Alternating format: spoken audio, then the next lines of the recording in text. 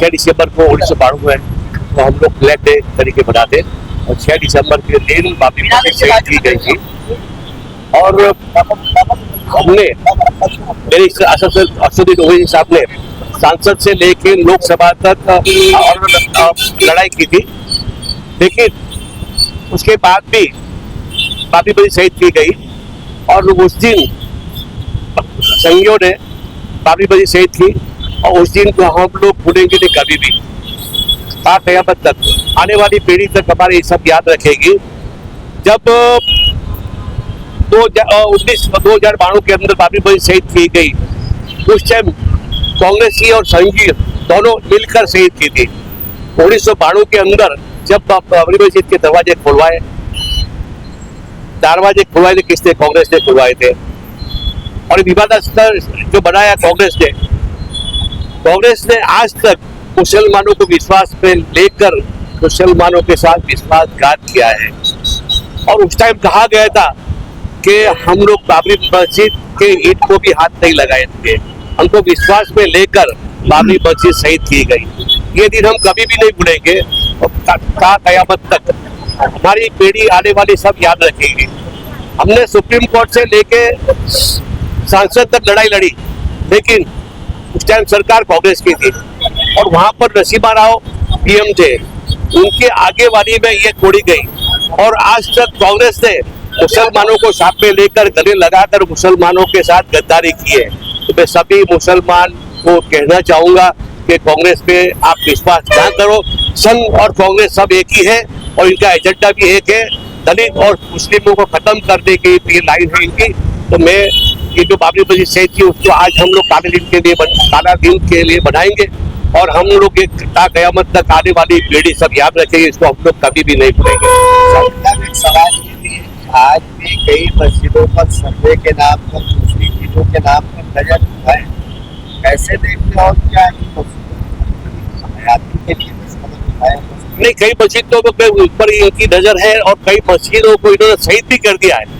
और आज जो वक़्फ़ का जो एमएमए चल रहा है, वक़्फ़ का जो सर्वे चल रहा है, वक़्फ़ का भी जो इतना अहम यही है, मतलब नजरिया यही है कि बाप ये जितनी जैसे मस्जिदों को सब टारगेट बनाना है इनको, तो इसके लिए भी हम लोग जागरूक होकर हम लोग सब एक होकर लड़ रहे हैं।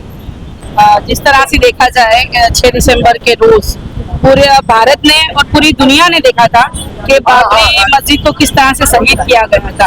इसका देखा जाए तो नींव कांग्रेस के हाथ से रखी गई है कि जब नरसिम्हा राव की जब सत्ता थी कांग्रेस की, उस वक्त राजीव गांधी 1984 के अंदर इनको सत्ता में आना था, तो इन्होंने संघियों के साथ मिलकर बन बैठे मीटिंग की और उस मीटिंग में नक्की हुआ कि आप लोग हमारा साथ दो तो हम आपको शिलान्यास करने देंगे। तो उनकी सरकार के अंदर ही कांग्रेस ने ताले खोले और शिलान्यास हुआ। उसके बाद संघियों ने सुप्रीम कोर्ट में वादा किया था कि हम इसकी मस्जिद के एक ईंट को हाथ में नहीं लगाएंगे।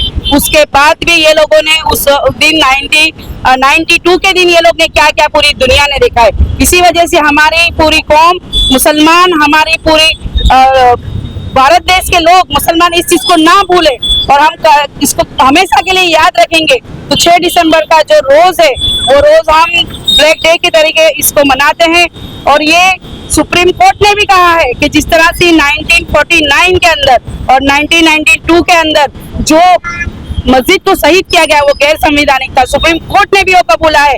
उसके बाद भी पता नहीं बीजेपी और कांग्रेस दोनों का एजेंडा था, कांग्रेस का भी यही एजेंडा था कि राम मंदिर बनाएंगे, राम को लाएंगे, और बीजेपी का भी यही एजेंडा रहा। तो बीजेपी और कांग्रेस हमेशा मुसलमानों को सिर्फ वोटर देखते हैं, इसके अलावा ये मुसलमान को कुछ नहीं समझते। भारत देश में जितने भी आज बुलडोजर चल रहे हैं कि मस्जिदों को तोड़ा जा रहा है, ये कांग्रेस की मुसलमानों को लेके जो सोच थी और कांग्रेस की नाकामी थी और कांग्रेस खुद भी यही चाहती थी। तो आज कामयाब बीजेपी हो रही है, लेकिन बीजेपी कांग्रेस हमेशा मुसलमान के दुश्मन रहे हैं। जो बीजेपी है वो खुली दुश्मन है और कांग्रेस वो छुपा दुश्मन है। इस तरह से मौलाना महमूद मदनी साहब खुलकर सामने आए और कहा कि जुल्म के खिलाफ जो है जिहाद पुकारनी चाहिए, उसको लेकर मीम और आपके नुमाइंदे कैसे देखते हैं?